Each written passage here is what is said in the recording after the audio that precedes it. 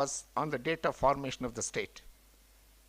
We have recorded a peak demand of 14,160 megawatts in last March, as against a peak demand of 5,666 megawatts at the time of formation of the state.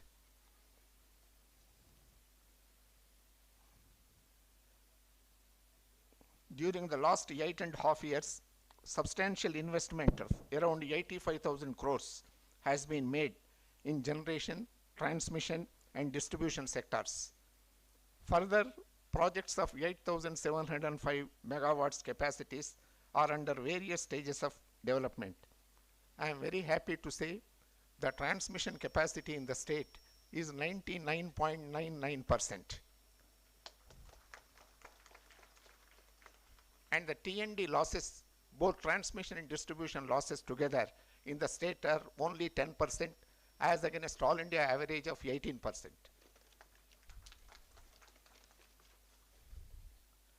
During the nationwide coal crisis, which has affected the power supply situation in the country, Telangana is the only state which has risen to the occasion and maintained excellent load generation balance in the state. With advanced planning, TSECA-2022 has maintained sufficient coal stocks at thermal stations and played a pivotal role in overcoming such a crisis. Since Telangana is a renewable energy-rich state, an exclusive renewable energy management center is being established for effective forecasting and scheduling of renewable energy.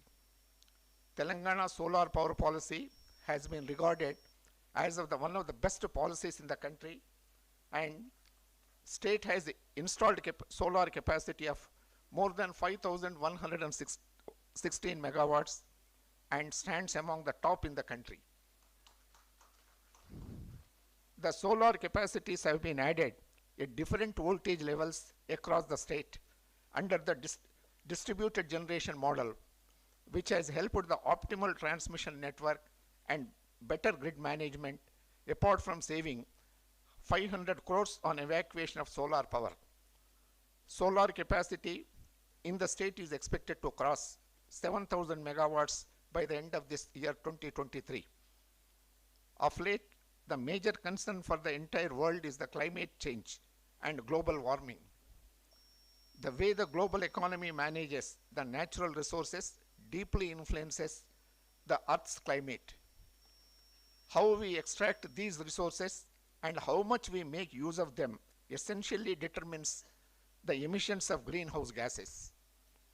The efficient disposal of the resulting waste in accordance with the ability of nature's sinks such as soils, forests, and oceans to absorb them will be very critical and crucial. As part of recently declared Telangana electric vehicle policy, and to make Telangana a hub for electric vehicles, power utilities are fully geared up and have been supplying the required bulk power to all the charging stations. Government of Telangana, in coordination with EESL, initiated several energy efficiency and energy conservation programs without any upfront investment. Energy conservation is a big part of sustainable development and can result in increased environmental quality and ensures national energy security apart from reduction of electricity bills. It is at the top of the sustainable energy hierarchy. It also lowers energy costs by preventing future resources depletion.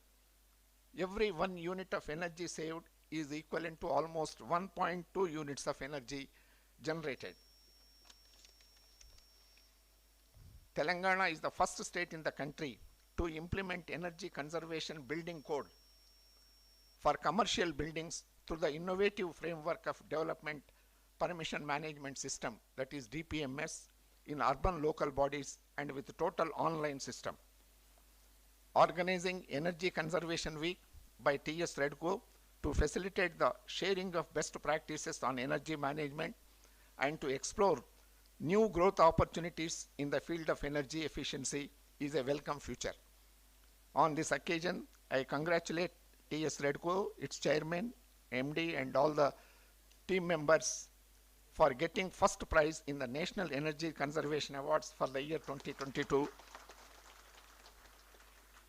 under state designed agencies category at all India level.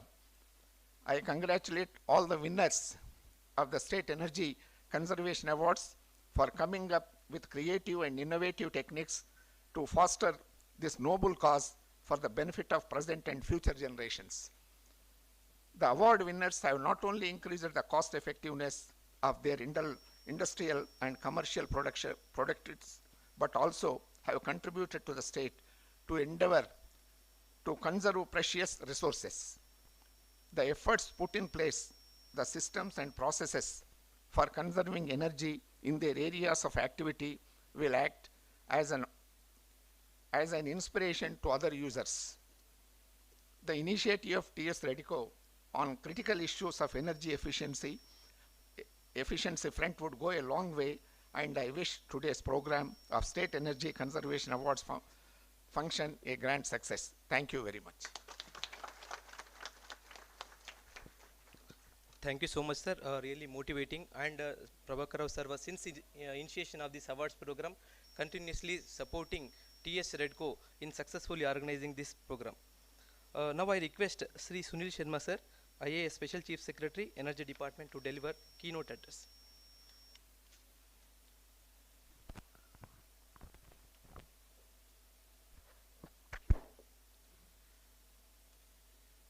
Honorable Minister for Energy, Shri Jagdish Reddy Garu, respected Chairman of TRANSCO and GENCO, Shri Prabhakar Rao Garu, respected Chairman of REDCO, Shri Satish Reddy Garu, Honorable MLA Miryalguda, Shri Bhaskar Rao Garu, CMD of TSSPDCL, Shri Raghuram Reddy Garu, REDCO VCN MD, Shri Jane Garu, ladies and gentlemen, and members from the press, photographers, everybody, a very good afternoon to everybody.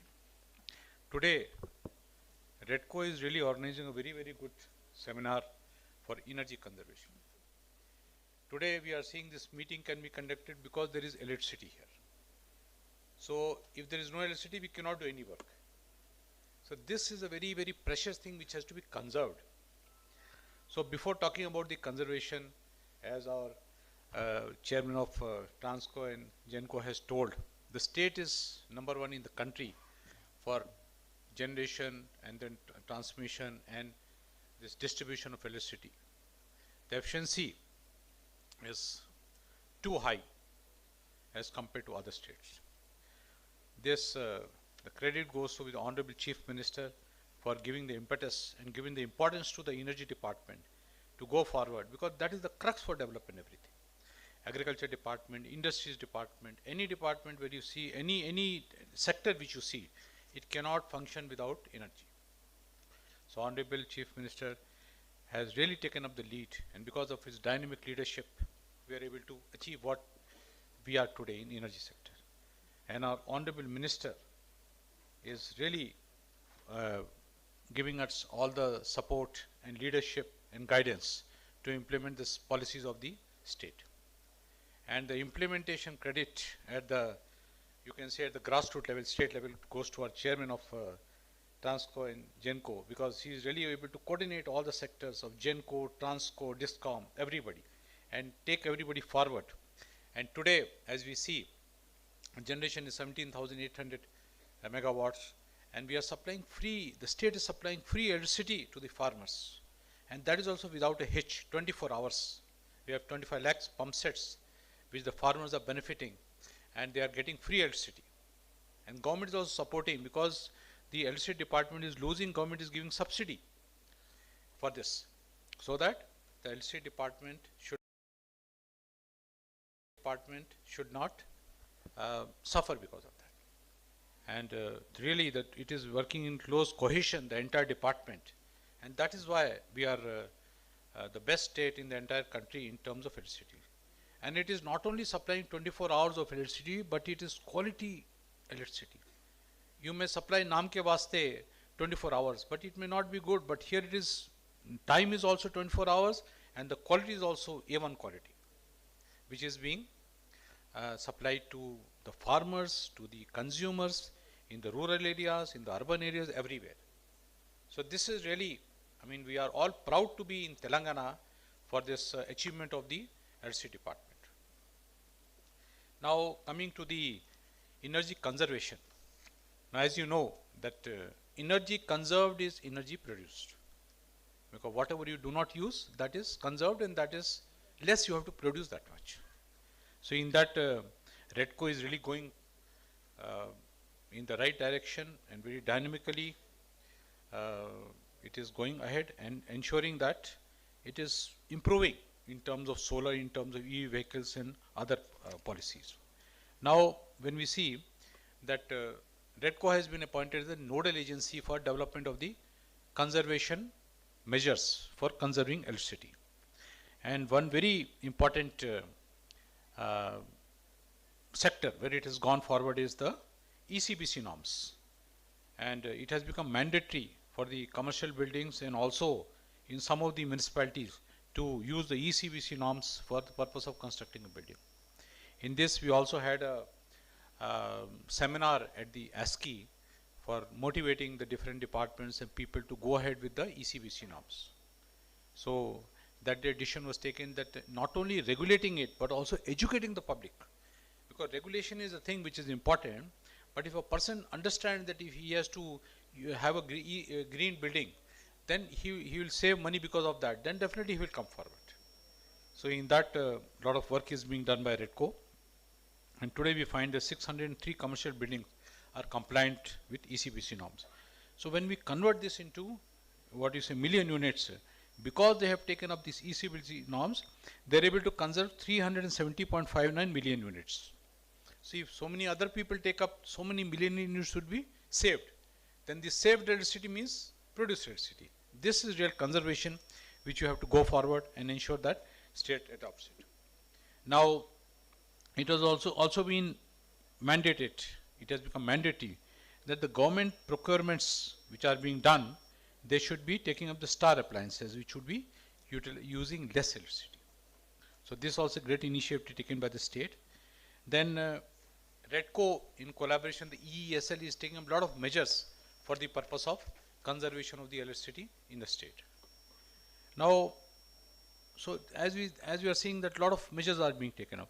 In this another field where REDCO is doing a lot of work, the state is doing a lot of work, is the e-mobility in the state. As you know, when you go out in the peak hours, you see so many vehicles on the road. And when there's traffic jam, then you see the magnitude of the traffic which is on the roads. And then you can also understand that the, what you call, this could be, if this is made EV vehicles, then so much of fuel would be saved, so much of foreign exchange would be saved, so much of pollution would be reduced, and so much of money the consumer and the car owners spends would be reduced. Initial expenditure would be more, no doubt, because the cost of the vehicle is a bit higher. But then the per cost kilometer comes to something like 1 rupee per kilometer. And the vehicle is very hassle free, no repairs, very less repairs. Charging also, I mean, if you have a charger at home, you can charge it at home. Right now, if you have to fill it with petrol, you have to take your vehicle to the petrol bunk. But if this system you adopt, the fuel will come to your house in terms of electricity. So what more do you need? So this also, Go Electric campaigns have been taken up by REDCO. So many awareness programs have been taken up by REDCO. And there's really more and more people, you are seeing more and more green plate vehicles now on the road. I mean, that gives a very, I mean, you feel very nice when you see a green plate vehicle. That is the green plate, number plate vehicle is the electric vehicle. So this is picking up, and we are very sure that a day is not very far where, I mean, all the vehicles would be EV vehicles. It is a win-win situation. I mean, only as I said, initial cost would be much more, but after that, it will be very light on the pocket of the consumer to use an EV vehicle. Then, when we see this, I mean, like wind, solar, biomass, small hydro and projects, if it is taken up, they would really add up to the renewable energy, and we have to really go forward in this. Right now, I mean, it is something like 26% of the installed capacity, I mean, whatever we are using is there, and we want to go for 40% very soon. So with this, definitely we will be reducing our dependence on the fossil fuel for production of the electricity. It will not be done immediately, it will take time, no doubt. See now, as you know that fossil fuel, you know how fossil fuel is formed. Millions and millions of years, this animals or the trees which were buried under the ground, they form into coal or oil. Then that we are using. Now this is not permanent. Once this is over, then it cannot be replenished. So millions of years it has taken and we are using it. But solar energy is coming to us every day. When there is a sunrise, we get solar energy, and then again next day we get. And the time taken for solar energy to come from sun to earth is 8.3 minutes.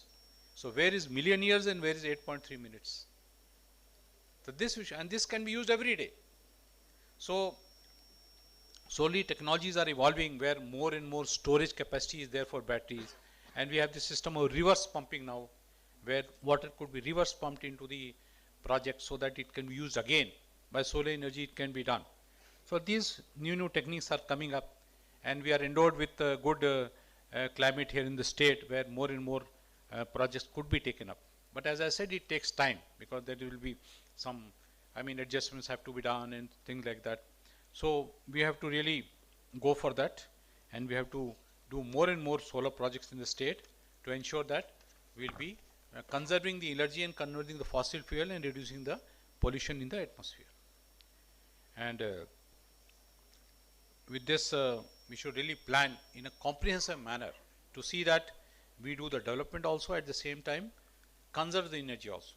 So we are doing, one is supplying more and more electricity to the people, quality electricity, at the same time our social commitment for conserving the atmosphere by non-polluting fuel, that is the solar energy, we will be able to do that duty also. So with this, and today, as I could see in the different sectors, the people who have done, or sectors who have done well, are getting the awards. That is really encouragement to them, because when they have done good work, they should definitely be rewarded for that. And that will give encouragement to the others also to come forward and do something innovative in this sector, so that the entire state benefits. So once again, I congratulate TSREDCO for organizing such a good program, and wish everybody that everybody should take up this mission, not only in this week but for the entire year, all through. One should be aware and one should be conscious of the fact that we should conserve electricity. For this, at our level, as a consumer level, we can do small things like we should not waste electricity. Whenever there is no requirement of fan or AC, we should switch it off in the house and also in the office. This also will add up to, as they say, little things add up to much. So little things if we take up like this, that also will conserve. So one is at the state level, policies are there. Then at the level of the consumer also, it is a responsibility of every consumer to ensure that electricity is not wasted. So with this, once again I thank the TSREDCO and also thank them for giving me this opportunity. Thank you very much. Thank you so much, sir. Now I request Sri Y. Satish Reddy Garu, Chairman TSREDCO, to deliver his address. Thank you, sir.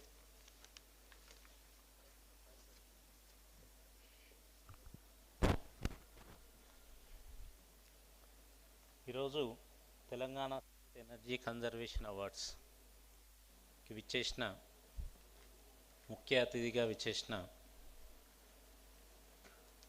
నాడు తెలంగాణ ఉద్యమంలో current కోతలతో, power హాలిడేస్తో, crop హాలిడేస్తో ఇబ్బంది పడ్డ తెలంగాణ ప్రాంతం నుంచి ఈరోజు 24 గంటల నాణ్యమైన current తీసుకుంటున్న తెలంగాణ రాష్ట్రం, వెలుగుల తెలంగాణగా రూపొందించడానికి కష్టపడ్డ ముఖ్యమైన వ్యక్తిగా మన గౌరవ ముఖ్యమంత్రి గారు ఉంటారు. వారికి ఆనాటి నుండి ఈనాటి వరకు వారికి తోడుగా ఉన్న ఉద్యమకారులు, గౌరవ మంత్రివర్యులు శ్రీ జగదీష్ రెడ్డి గారికి, అదేవిధంగా ఈరోజు మనం అనుభవిస్తున్న 24 గంటల కరెంటుకి దాని వెనుక ఎంతో కృషి ఉంది. ఆ కృషికి పనిచేస్తున్న మన special chief secretary Sunil Sharma గారు, అదేవిధంగా TSECA CMD ప్రభాకర్ రావు గారు, అదేవిధంగా హైదరాబాద్లో కరెంటు కోతలు లేకుండా పనిచేస్తున్న SPDCL CMD గారు రఘుమారెడ్డి గారు, మరియు ఈనాటి మన అనుకోని విశిష్ట అతిథిగా వచ్చిన మిర్యాలగూడ శాసనసభ సభ్యులు భాస్కర్ రావు గారు, మరియు మా రెడ్కోని ఎప్పటికప్పుడు ముందుంచడానికి ఎంతో కృషి చేస్తున్న మా MD గారు జానయ్య గారు, మరియు రెడ్కో ఉద్యోగులు, అదేవిధంగా ఈనాటి ఈ కార్యక్రమానికి వెనకుండి సహాయం చేసిన యాస్కీ డైరెక్టర్ గారికి, యాస్కీ టీంకి, మరియు ఈరోజు ఇక్కడ అవార్డ్స్ తీసుకోవడానికి వచ్చిన వివిధ రకాల సంస్థలు మరియు వారి ప్రభుత్వ సంస్థలు కానీ ప్రైవేట్ రంగ సంస్థలు కానీ అతిథులకు, అదేవిధంగా 2 గంటల ఆలస్యమైన పాపం ఓపికతో ఇక్కడ కూర్చున్న మా స్కూల్ స్టూడెంట్స్ అందరికీ కూడా పేరు పేరున నమస్కారాలు. స్టూడెంట్స్ పాపం అప్పంచి చూస్తున్నా నేను నిద్రపోతున్నారు, పాపం ఎందుకు మాకు ఈ కష్టం అన్నట్టుగా చూస్తున్నారు. కానీ ఈనాటి ఈ కార్యక్రమానికి ముఖ్య ఉద్దేశం ఏంటంటే కాలుష్యం పర్యావరణం. ఈ కాలుష్యం పర్యావరణంతో రాబోయే రోజుల్లో మీరు ఎలాంటి పరిస్థితుల్లో ఉండాల్సి ఉంటుందంటే ఆదిత్య 369లో మనం చూసిన పరిస్థితులు ఉంటాయి. అది మా తరం తర్వాత మీరే ఉన్నది కాబట్టి మీకోసమే ఈ ప్రోగ్రాం, కాబట్టి మీరే వినాలి, మీరే అర్థం చేసుకోవాల్సిన అవసరం ఉన్నది. అయితే ఈరోజు కాలుష్యం పర్యావరణాన్ని తగ్గించడానికి మనం ఇంధనాన్ని పొదుపు చేసుకోవాల్సిన అవసరం ఉన్నది. ఈరోజు మన దేశ రాజధాని ఢిల్లీ పరిస్థితి చూస్తే ఒక్కసారి మనకు అర్థమవుతుంది మనం ఎలాంటి పరిస్థితుల్లో ఉన్నాం అనేది. ఈరోజు ఢిల్లీలో అక్కడ కాలుష్యాన్ని తట్టుకోలేక సరీబేసి సంఖ్యలో వాహనాలు రోడ్ల మీదకి అనుమతించే పరిస్థితికి వచ్చిందంటే మనం ఏ పరిస్థితుల్లో ఉన్నామో అర్థం చేసుకోవచ్చు. అయినా కూడా ఇప్పటికీ ఢిల్లీ పరిస్థితి ఇంకా మారలేదు. అలాంటి పరిస్థితి మన తెలంగాణ రాష్ట్రంలో హైదరాబాద్లో ఉండకూడదని తెలంగాణ ముఖ్యమంత్రి గారు హరితహారం అనే ప్రోగ్రాం తీసుకున్నారు. హరితహారం ప్రోగ్రాంలో ఇప్పటికీ తెలంగాణ ఏర్పడిన నుంచి ఇప్పటికీ 8 సంవత్సరాల్లో దాదాపు 268 కోట్ల మొక్కలు నాటి దాదాపు 4% గ్రీనరీ పెరిగిన ఏకైక రాష్ట్రంగా దేశంలో తెలంగాణ ముందున్నది, అగ్రగామిగా ఉన్నది. ఇది రాబోయే తరాల కోసం మన తెలంగాణ ప్రభుత్వం చేపడుతున్న పనిగా మనం గుర్తించవచ్చు. అదేవిధంగా మన కాలుష్యాన్ని తగ్గించుకోవడానికి మనకి గాలి, నీరు, నేల ఈ మూడింటిని మనం కాపాడుకోవాల్సిన అవసరం ఉన్నది. అందులో భాగంగా గాలిని కాపాడుకోవడానికి, నేలను కాపాడుకోవడానికి హరితహారంతో మనం చేసుకుంటున్నాం. అదేవిధంగా నీటిని కాపాడుకోవడానికి కూడా మనం ఎన్నో ప్రాజెక్టులు కడుతున్నాం. తెలంగాణ గౌరవ ముఖ్యమంత్రి గారు కేసీఆర్ గారు ప్రాజెక్ట్స్ కట్టి కాళేశ్వరం లాంటి పెద్ద ప్రాజెక్ట్ని 3 సంవత్సరాల్లోనే కట్టి గ్రౌండ్ వాటర్ లెవెల్ని 4 నుంచి 5 మీటర్లు పెరిగే విధంగా ఈరోజు అయింది అంటే ఆ ఘనత ముఖ్యమంత్రి కేసీఆర్ గారికి దక్కుతుంది. ఈ విధంగా మన తెలంగాణ రాష్ట్రం అన్ని రంగాల్లో దేశంలో అగ్రగామిగా నిలిచింది. బెస్ట్ స్టార్టప్గా తెలంగాణ రాష్ట్రం ఈరోజు నిలబడింది. ఇందులో భాగంగా ఇప్పుడు మనం ఇంతకుముందు మన విశిష్ట అతిథులు అందరూ చెప్పినట్టు 24 గంటల కరెంటు నిజంగా తెలంగాణ రాష్ట్రం రాకముందు మనం అనుభవించున్నాం. ఎలాంటి పరిస్థితుల్లో కరెంట్ లేక ఈరోజు 24 గంటలు కరెంట్ అనుభవిస్తున్నాం. దాంతోపాటు ఎనర్జీని సేవ్ చేసుకోవాల్సిన అవసరం కూడా మన అందరి బాధ్యత. అది ఖచ్చితంగా మనందరం దానికి ఒక ప్లెడ్జ్ తీసుకోవాల్సిన అవసరం ఉన్నది. ఈరోజు ఇంధనం పొదుపు చేయకపోతే ఏం జరుగుతుంది అంటే, ఒక మాటలో చెప్పాలంటే రోజు మనం దేని చుట్టూ తిరుగుతాం? మనీ చుట్టూ తిరుగుతాం. ₹1 కింద పడ్డా కూడా అయ్యో నా రూపాయి పడ్డది కదా అని అటు ఇటు వెతుక్కుంటూ ఉంటాం. అదే రూపాయిని మనం ఇంధనంలో చూసుకోగలిగితే ఆ రోజు ఖచ్చితంగా మనం అనుకున్న లక్ష్యాలను మనం చేరుకోగలుగుతాం. ఈరోజు మీకు ఒక చిన్న విషయం చెప్పాల్సిన అవసరం ఉంది. ఇంధన పరిరక్షణ చేయకపోతే మనం 2 రకాల ఫైన్ కట్టాల్సిన అవసరం ఉంటుంది, 2 రకాల బిల్ పే చేయాల్సిన అవసరం ఉంటుంది. ఇంతకుముందు మన ప్రభాకర్ రావు గారు చెప్పినట్టు 1 యూనిట్ సేవ్ చేస్తే 2 యూనిట్లు జనరేట్ చేసినట్టు అని చెప్పారు.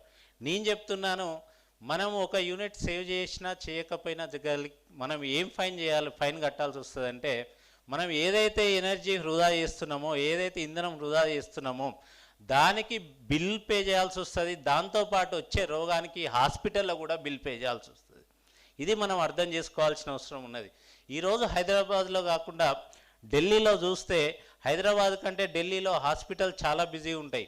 ఎందుకంటే అక్కడ ఉన్న కాలుష్యంతో శ్వాసకోశ రోగాలు కానీ, తర్వాత హార్ట్ ప్రాబ్లమ్స్ కానీ ఇలాంటి చాలా వచ్చి చాలామంది బిల్స్ పే చేయలేక, తట్టుకోలేని బిల్స్ పే చేయలేక అలాంటి పరిస్థితి అక్కడ ఉన్నదంటే మనం అర్థం చేసుకోవాలి. అంటే మనకి ఇంధనం పొదుపు చేయకపోతే 2 రకాలుగా మనం నష్టపోయే అవకాశం ఉన్నది. కాబట్టి మనం ఏం చేయాలంటే, మనీని మనం ఎంతైతే పొదుపుగా చూసుకుంటున్నామో, ఫిక్స్డ్ డిపాజిట్స్ అని, ఇన్సూరెన్స్ అని, అదని ఇదని, మనం పోయిన తర్వాత నా కొడుకుకి ఇంత ఆస్తి ఉండాలి, నా మనవడికి ఇంత ఆస్తి ఉండాలి మనం ఎట్లయితే ఆలోచిస్తున్నామో, అదేవిధంగా మన తర్వాత తరాలు, మన కొడుకులు మనవళ్ళు కూడా మంచి వాతావరణంలో పెరగాలని కూడా మనం ఆలోచించాలి. ఆ దిశగా మనం ఆలోచించిన రోజే మనం ఖచ్చితంగా మంచి సమాజాన్ని నెలకొల్పుతాం. ఈ సందర్భంగా మీకు కొన్ని విషయాలు నేను గుర్తు చేయాల్సిన అవసరం ఉంది. తెలంగాణ రాష్ట్రం కానీ, మా TSREDCO కానీ ఇంధన పొదుపు దిశగా ఎనర్జీ కన్జర్వేషన్ కోసం చేస్తున్న కొన్ని పనులను మీకు నేను చెప్పదలుచుకున్నాను. ఈరోజు రాష్ట్ర ప్రభుత్వ సహకారంలో ఇంధన పరిరక్షణకు రెడ్కో సంస్థ అనేక కార్యక్రమాలు చేపడుతుంది. ఇంతకుముందు ప్రభాకర్ రావు గారు చెప్పినట్టు కమర్షియల్ భవనాల్లో ఎనర్జీ కన్జర్వేషన్ బిల్డింగ్ కోడ్ను అమలు చేస్తున్నాం.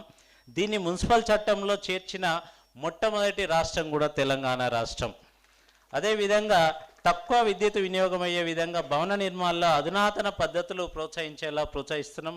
ఇంతకుముందు ప్రభాకర్ రావు గారు చెప్పినట్టు 603 భవనాల్లో ఇప్పటికీ 370 మిలియన్ యూనిట్ల విద్యుత్ ఆదా చేయగలిగినాం దీనితో. అదేవిధంగా రెడ్కో సంస్థ నూతన భవన నిర్మాణం అవుతుంది. అతి త్వరలోనే దాన్ని ప్రారంభించకు ప్రయత్నాలు చేస్తున్నాం. ఇది పూర్తిగా నెట్ జీరో బిల్డింగ్. కంప్లీట్గా మనకు కావాల్సిన ఏదైతే పవర్ ఉంటుందో అది మొత్తం ఆ బిల్డింగ్లోనే జనరేట్ చేసుకోబోతున్నాం. అది కూడా తక్కువ పవర్ని అక్కడ కన్జ్యూమ్ చేసే విధంగా దాన్ని డిజైన్ చేసినాం. ఇది కూడా దేశంలో మొట్టమొదటి బిల్డింగ్గా మనం చేయబోతున్నాం. అదేవిధంగా ప్రభుత్వం కొనుగోలు చేసి ఎలక్ట్రిక్ పరికరాల్లో స్టార్ రేటింగ్ను తప్పనిసరి అని చేశాం. పటిష్టంగా అమలు కూడా చేస్తున్నాం దాన్ని. మరియు దానికి అవగాహన సదస్సులు కూడా చాలా చేస్తున్నాం ఇప్పటికే. ఆ విధంగా ప్రతి సంవత్సరం ఒక 2 స్టార్ రేటింగ్ కోసం దాన్ని ప్రోత్సహించే విధంగా కొన్ని అవగాహన సదస్సులు చేస్తున్నాం. తర్వాత విద్యుత్ పొదుపు చర్యల్లో భాగంగా రాష్ట్రంలోని అన్ని గ్రామ పంచాయతీల్లో అన్ని స్ట్రీట్ లైట్స్ అన్నీ కూడా LED లైట్స్ను పెట్టబోతున్నాం. దాదాపు 12,000 గ్రామ పంచాయతీల్లో 15 లక్షల నుంచి 18 లక్షల లైట్లు చేంజ్ చేయబోతున్నాం ఇప్పుడు.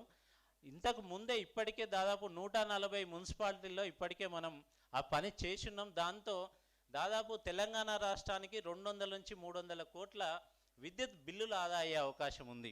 ఈ విధంగా తెలంగాణ రాష్ట్రం చర్యలు తీసుకుంటే, అదేవిధంగా రాష్ట్ర ప్రభుత్వ స్కూళ్ళలో ప్రైమరీ హెల్త్ సెంటర్లు, అగ్నిమాపక శాఖ, పోస్ట్ ఆఫీసులు, ప్రభుత్వ హాస్పిటళ్ళు, గ్రామ పంచాయతీల్లో తక్కువ వినియోగంతో నడిచే LED లైట్లు మరియు BLD ఫ్యాన్స్ను కూడా మేము ప్రతి సంవత్సరం కొన్ని అక్కడ ఏర్పాటు చేస్తున్నాం. అదేవిధంగా రాష్ట్రంలోని ఇప్పుడు దానికి బెస్ట్ ఎగ్జాంపుల్ ఇప్పుడు హైదరాబాద్లో మనం చూస్తే దేశంలో ఏ స్టేట్లో ఏ సిటీలో లేని విధంగా హైదరాబాద్లో 5 లక్షల LED లైట్లు చేసినాం. ఇది దేశంలో మొట్టమొదటి మెట్రో సిటీ ఇలా చేసింది కూడా. ఆ ఘనత కూడా తెలంగాణ రాష్ట్రానికి దక్కుతుందని ఈ సందర్భంగా మీకు చెప్పదలుచుకున్నాం. ఇదే విధంగా స్కూళ్ళు కాలేజీల్లో 165 ఎనర్జీ క్లబ్లు ఏర్పాటు చేసి విద్యుత్ ఆదా అవుతున్న తీరుపై ప్రత్యక్షంగా అవగాహన కల్పిస్తున్నాం. అదేవిధంగా రాష్ట్రం అంతటా విద్యుత్ ఆదా చేసే పరికరాల వాడకాన్ని ప్రోత్సహిస్తున్నాం. అదేవిధంగా వైట్ రేషన్ కార్డు ఉన్న వారికి 28 వాట్ల BLD ఫ్యాన్లు, LED బల్బులు సబ్సిడీతో అందిస్తున్నాం TSREDCO. రాష్ట్ర ప్రభుత్వం చేపడుతున్న వివిధ కార్యక్రమాల ద్వారా ఇప్పటి వరకు 2,061 మిలియన్ యూనిట్ల విద్యుత్ ఆదా అయింది. దాని ఫలితంగా మనకు 16,90,770 టన్నుల కర్బన ఉద్గారాలను తగ్గించగలిగాం. అంటే కార్బన్ ఎమిషన్స్ని మనం ఇన్ని తగ్గించగలం. ఈ విధంగా Telangana state renewable energy development corporation పనిచేస్తుంది. దీనికి గాను ఇంధన పరిరక్షణలో తెలంగాణ ప్రభుత్వం రెడ్కో చేస్తున్న ఈ కృషికి 2020-2022 అంటే ఈ సంవత్సరం, ఈ 2 సంవత్సరాల్లో కూడా bureau of energy efficiency merit సర్టిఫికెట్ను TSREDCO అందుకున్నది. అదేవిధంగా రాష్ట్ర ప్రభుత్వం 24 గంటల విద్యుత్ ఇస్తుంది కదా, పొదుపు చేయాల్సిన అవసరం ఏంటని అనుకోవచ్చు. కానీ మనకు కావాల్సిన విద్యుత్ ఉంది, వినియోగం పెరిగినా ఇచ్చేందుకు రాష్ట్ర ప్రభుత్వం సిద్ధంగా ఉంది.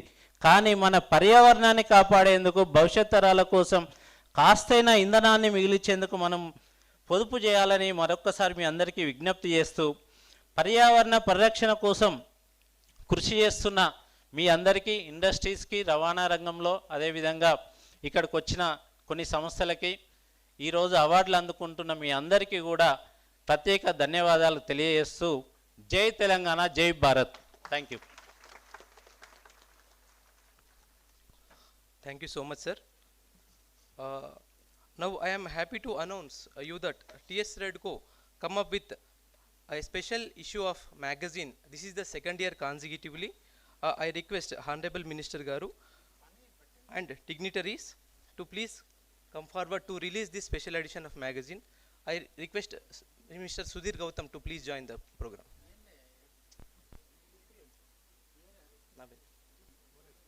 Four.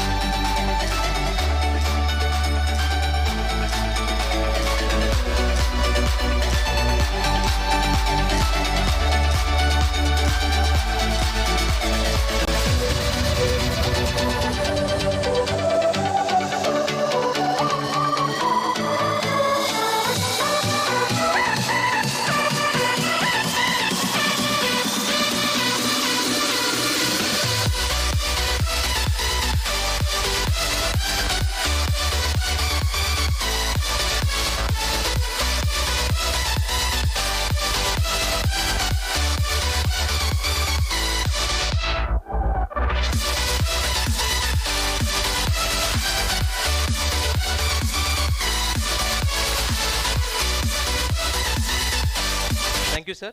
As we are waiting for much awaited distribution ceremony, it is very interesting to know that Telangana State Energy Conservation Awards has been reached to this height. Honorable Minister Energy Sri Jagdish Reddy Garu is present, and it shows the interest and pursuit in energy conservation. We are delighted to have the sir here. TSREDCO has started this presenting this awards program and motivate various stakeholders to save energy in an effective way since 2017. This year, nominations across 4 categories and 9 subcategories have been invited. TSREDCO has received around 66 applications, and TSREDCO also constituted one committee, and jury has extensively evaluated the applications forms received, and the jury members are from National Productivity Council, Administrative Staff College of India, and other TSREDCO officials and other industry professionals. And after scrutiny, the jury committee has decided to give 2 kinds of awards. One is gold and silver, and according to their efforts in energy savings, innovative techniques, energy conservation activities, and their campaigns to save energy. Also this year, a special award will be given to 2 industries as per the committee direction. Now it is time to announce awards. I request all the awardees to please be ready to receive the awards. Now I request Sri Jagdish Reddy Garu and the dignitaries to please felicitate the winners. For industry category, silver award, I welcome Granules India. We request Sri Bangar Babu Bhagavatula, GM Engineering, Srimati E. Lakshmi, M. Shivaprasad, AD Electrical, to please receive the award. The gold award goes to Kachiguda Railway Station Building. We request Sri B.R.K. Reddy, Additional DRM Infra, and S.A. Rahman, AD Electrical, to please come on dais and receive the award. Reduction of energy consumption in the railway station building is the criteria. Now for transport sector, the silver award goes to Telangana State Road Transport Corporation, Mallanna Bus Depot. We request Sri T. Raghunath Rao, CME, and Sri Zakir Hussain, Depot Manager, Mallanna, to please come on to the dais to receive the award. The energy saving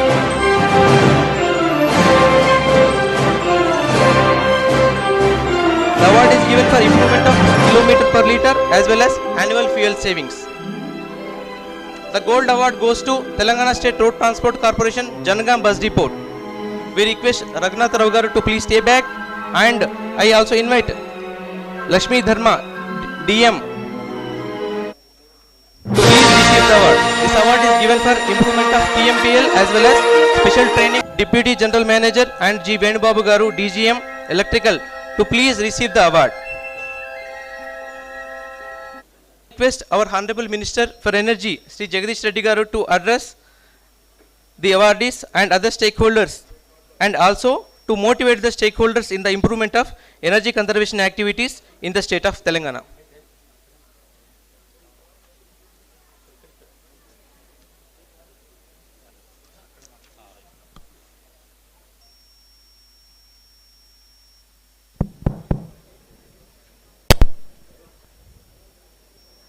Telangana సాంప్రదాయేతర ఇంధన వనరుల సంస్థ ఇస్తున్న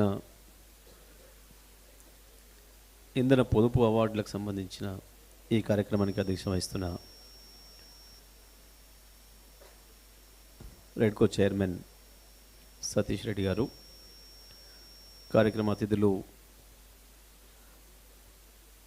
energy secretary గారు సునీల్ శర్మ గారు, CMD Genco and Transco Devarapalli Prabhakar Rao గారు, రఘుమారెడ్డి గారు, CMD SPDCL, గౌరవ శాసనసభ్యులు భాస్కర్రావు గారు, REDCO VC and MD Janaiah గారు, కార్యక్రమంలో హాజరైన ఇతర అధికారులు, ఈరోజు అవార్డులు అందుకున్న వివిధ సంస్థలకు సంబంధించిన ప్రతినిధులు, కార్యక్రమంలో పాల్గొన్న మిత్రులందరికీ నమస్కారాలు. దాదాపు 2 గంటల పైగా ఈ కార్యక్రమంలో పాల్గొంటున్న విద్యార్థినులకు నా శుభాకాంక్షలు. ముందుగా ఈ ఎనర్జీ కన్జర్వేషన్ సంబంధించి చేస్తున్న కార్యక్రమాలకు సంబంధించిన విషయాలన్నింటినీ కూడా రెడ్కోకు సంబంధించిన మిత్రులందరూ ప్రస్తావించారు. అయితే విద్యార్థుల్లో కూడా చిన్న కన్ఫ్యూజన్ రావచ్చు. అసలు విద్యుత్ ఎందుకు ఉత్పత్తి చేస్తున్నారు, ఎందుకు వాడొద్దని చెప్తున్నారు? కొంతమందికి ఇంకా ఎక్కువ అనుమానం వస్తుంది, అసలు ఉత్పత్తి చేయకపోతే పోతుంది కదా, ఏమవుతుంది? ఉత్పత్తి చేయడం ఎందుకు, మళ్ళీ దాన్ని ఆపమని చెప్పడం ఎందుకు, ఈ కన్ఫ్యూజన్ ఎందుకు క్రియేట్ చేస్తున్నారని చెప్పి ఏమైనా అనిపిస్తుండొచ్చు. విద్యుత్ ఇవాళ మనిషి జీవితంలో భాగం అయిపోయింది. విద్యుత్ లేకుండా ఏది నడిచే పరిస్థితి లేదు.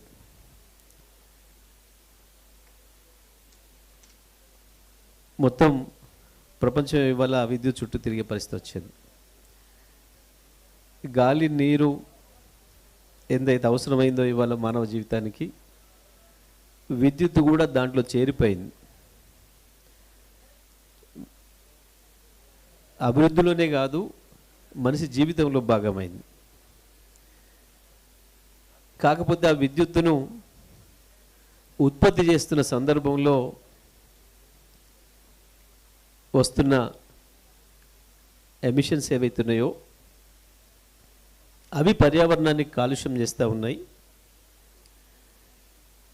కాబట్టి వీలైనంత తక్కువ విద్యుత్తును ఉత్పత్తి చేయడానికి, ప్రత్యేకించి ఏదైతే మనం బొగ్గును వినియోగించడం ద్వారా విద్యుత్ ఉత్పత్తి చేస్తున్నామో ఆ బొగ్గు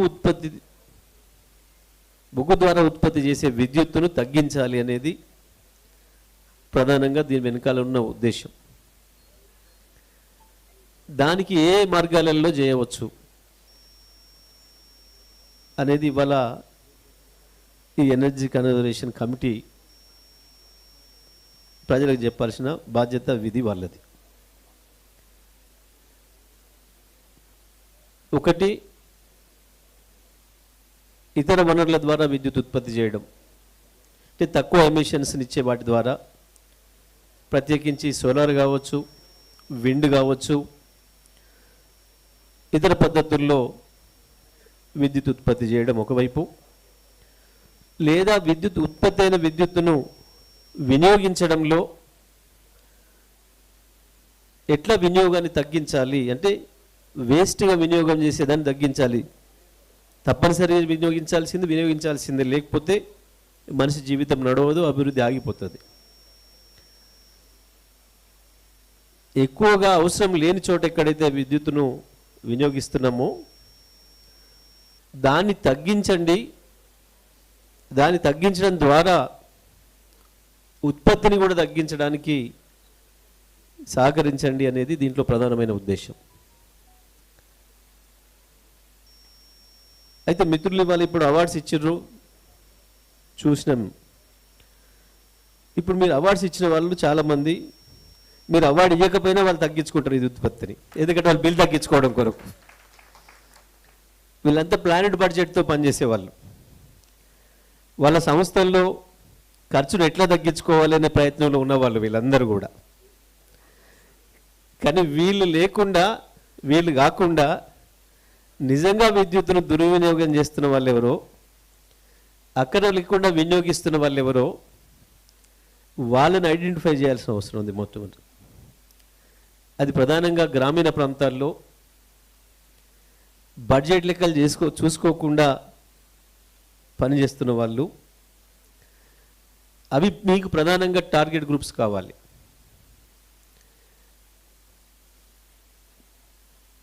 వాటిని ఐడెంటిఫై చేయాలి, అక్కడ ఎడ్యుకేట్ చేయాలి.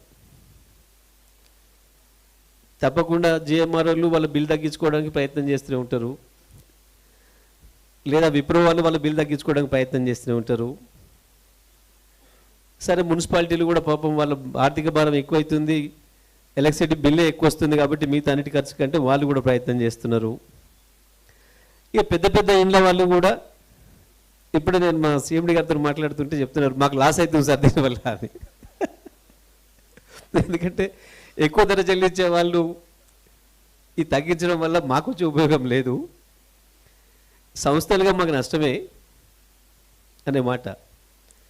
సంస్థలుగా నష్టమైనప్పటికి కూడా తప్పకుండా మీరే చెప్పినారు, 1 యూనిట్ వినియోగం తగ్గిస్తే 2 యూనిట్ల ఉత్పత్తిని తగ్గించినట్టనే మాట. కాబట్టి మీరు భరించాల్సిందే, నష్టాలైనా తప్పదు. కాకపోతే ఈ ఎడ్యుకేషన్ ఏదైతే ఉందో, వీళ్ళని ప్రజల్ని ఎడ్యుకేట్ చేయాల్సిన అవసరం ఏదైతే ఉందో, ఇంకా ఎక్కువ కింది స్థాయికి వెళ్ళాల్సిన అవసరం ఉంది. కేవలం మనం పట్టణాలకి, నగరాలకు మాత్రమే పరిమితమై పనిచేస్తూ ఉన్నాం. ఇది కాకుండా ఇంకా కిందికి వెళ్ళడానికి ఏం కావాలనేది తప్పకుండా మీ ఎనర్జీ కన్జర్వేషన్ కమిటీ ఏదైతే ఉందో, కమిటీ దాని మీద ఆలోచన చేయాల్సిన అవసరం ఉంది. ప్రత్యేకించి మనం చూసినాం, ఇంతకుముందు మిత్రుడు సతీష్ మాట్లాడుతున్నప్పుడు చెప్పిండు, హరితహారం గురించి. తెలంగాణకు హరితహారం విషయంలో ముఖ్యమంత్రి గారు ఎట్లా ప్లాన్ చేసిండ్రు, ఇప్పటికి 800 కోట్ల మొక్కలు 8,000 కోట్ల మొక్కలు పెట్టినామనే విషయాన్ని. ఈ సందర్భంగా మీకు ఇంకో విషయం కూడా చెప్పాలి. మన రాష్ట్రంలో విద్యుత్తును పొదుపు చేసేదానికి ఎవరికైనా అవార్డు ఇవ్వాల్సి వస్తే మొట్టమొదటిగా మన ముఖ్యమంత్రి గారికి అవార్డు ఇవ్వాలి మీరు, మీ కన్జర్వేషన్ కమిటీ. ఎందుకనంటే నాకు పరిచయమై 22 సంవత్సరాల కాలం నుంచి నేను సీఎం గారిని గమనిస్తున్నప్పుడు క్రమం తప్పకుండా తను రూమ్లోకి వెళ్ళేటప్పుడు తనే లైట్ వేసుకుంటాడు, రూమ్లో నుంచి బయటికి వెళ్ళేటప్పుడు లైట్ కానీ ఫ్యాన్ కానీ తనే బంద్ చేసి వస్తారు. పని వాళ్ళు వచ్చి చేయాలని ఎప్పుడు కూడా చూడలేదు ఇన్నేళ్ళలో. సార్ వెళ్ళే వరకు లైట్ వేసి ఉంటే కూడా కోప్పడతాడు, ఎందుకు వేసినారు అంటే. మనం అవసరం లేకుండా అది వినియోగం అవుతుంది విద్యుత్తు. ఇవాళ ముఖ్యమంత్రి అయినాక కాదు నేను చెప్పేది, 2001లో సార్ నాకు పరిచయం అయిన రోజు నుంచి ఏ ఒక్క రోజు కూడా తన రూమ్లో లైటు, తను వచ్చిన ఆఫీస్ రూమ్లో కావచ్చు, తను కూర్చున్న ఇంకొక రూమ్లో కావచ్చు, ఎక్కడైనా సరే లేచి రూమ్లోంచి బయటికి వెళ్ళేటప్పుడు తప్పకుండా స్విచ్ ఆఫ్ చేసేసి బయటికి వెళ్తారు. ఆ రోజు నుంచి చెప్పేది, ఎందుకంటే విద్యుత్ విషయంలో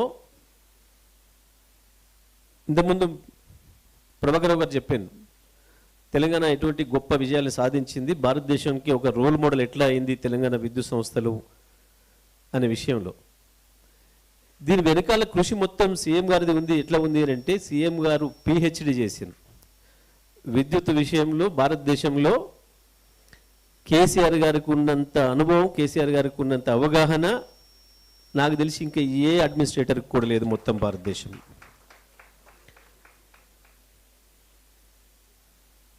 ఎంత ఉంది అంటే దానిపైన వరకు తెలంగాణ రాష్ట్రం ఏర్పడి వారు ముఖ్యమంత్రిగా ప్రమాణ స్వీకారం చేయగానే మొట్టమొదటి అపాయింట్మెంటు ప్రభాకర్ రావు గారిదే సీఎండీగా. ఎంత ప్రాధాన్యత ఇచ్చిండు విద్యుత్ రంగానికి అని చెప్పడానికి మొట్టమొదటి అపాయింట్మెంట్ ప్రభాకర్ రావు గారిది. జనరల్గా ఈ దేశంలో ఏ ముఖ్యమంత్రి, ఏ ప్రధానమంత్రి అట్లా ఆలోచించున్నాడు. విద్యుత్ రంగం యొక్క ప్రాధాన్యత ఏంది, దాన్ని ఎట్లా ఇంప్రూవ్ చేయాలి, ఎట్లా సమర్థవంతమైన నాయకత్వం చేతికిస్తే ఎట్లా బాగా పనిచేస్తుంది, ఎట్లా వస్తుంది, తన ఆలోచనలను అమలు చేయగలిగిన వాళ్ళు ఎవరు అనే విషయంలో అంత ముందుగానే అవగాహన ఉంది ముఖ్యమంత్రి గారికి. సో ఇవాళ మనం గ్రామీణ ప్రాంతాల్లో చూస్తే చాలా చోట్ల మనకు కనబడుతూ ఉంటుంది, అక్కడ లేని లైట్లు కూడా వెలుగుతుంటాయి చాలా చోట్ల. కేవలం స్ట్రీట్ లైట్లు మాత్రమే కాదు, ఇండ్ల లైట్లు కూడా. ఇంతకుముందు సతీష్ చెప్పిండు, మనం దానివల్ల 2 రకాల పే చేస్తున్నాం అనే మాట. బిల్లు పే చేయడం ఒకటైతే, అది ఉత్పత్తి చేయడానికి ఏదైతే కార్బనాల్ని మనం వెలువరిస్తున్నామో బొగ్గును వాడడం ద్వారా, దానివల్ల వచ్చే కాలుష్యం వల్ల జరుగుతున్న నష్టానికి కూడా మనం పే చేస్తున్నాం అన్నమాట. ఈ అవగాహన ఎక్కడైతే మీకు విద్యుత్ అక్కర లేకుండా వినియోగం జరుగుతుందని మీరు భావిస్తున్నారో, మొదలు వాటిని గమనిస్తున్నారో, అక్కడికి ప్రధానంగా వెళ్ళాల్సిన అవసరం ఉంది. అయితే ఇంతకుముందు సతీష్ చెప్పినట్టు ముఖ్యమంత్రి గారు ఏదైతే తెలంగాణకు హరితహారం కార్యక్రమాన్ని తీసుకొని భారతదేశంలో 8 ఏళ్లలోనే 4%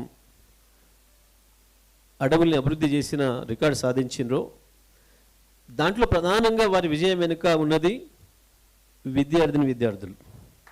ఎందుకు అనంటే, అంతకుముందు అది కేవలం అటవీ శాఖ కార్యక్రమం కింద ఉండేది.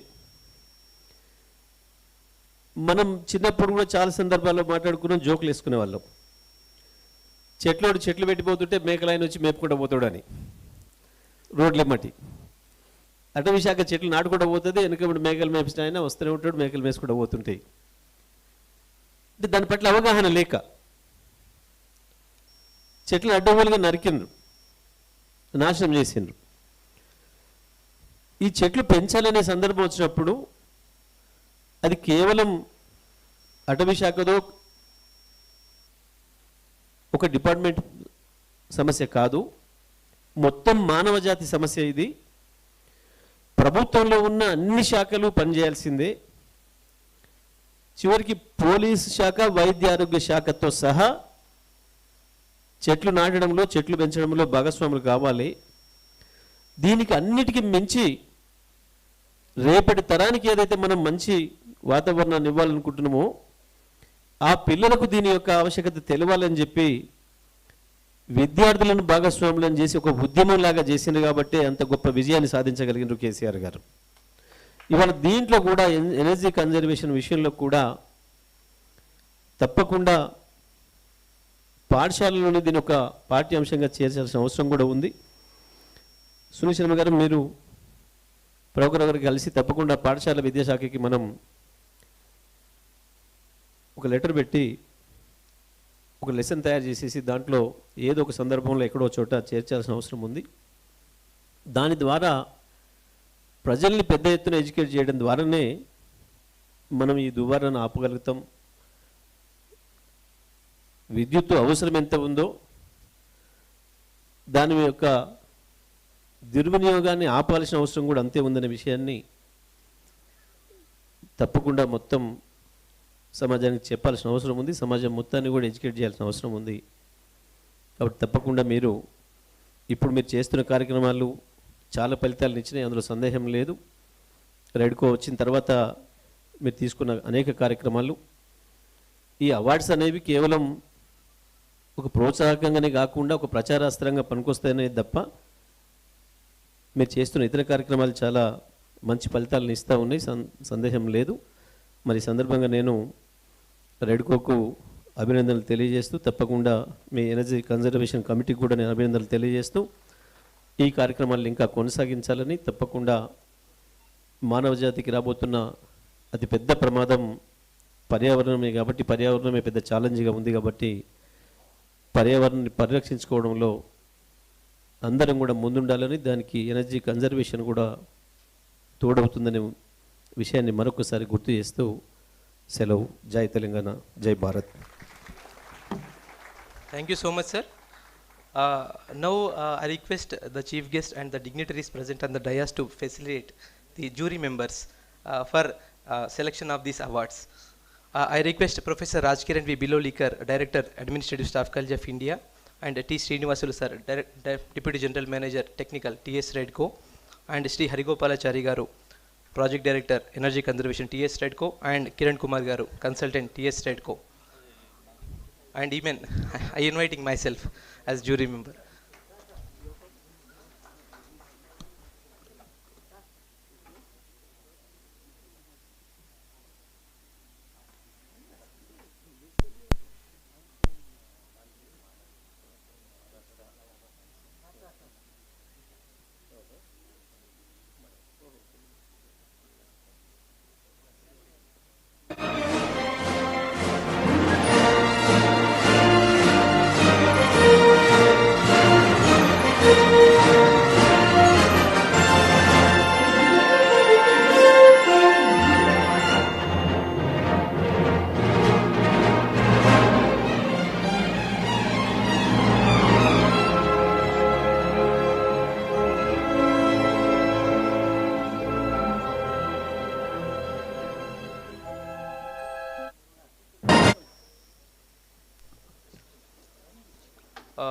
Now the time has come to felicitate the chief guest and the dignitaries present on the dais. I request Sri N. Janaya garu, VC and MD, TSREDCO to felicitate.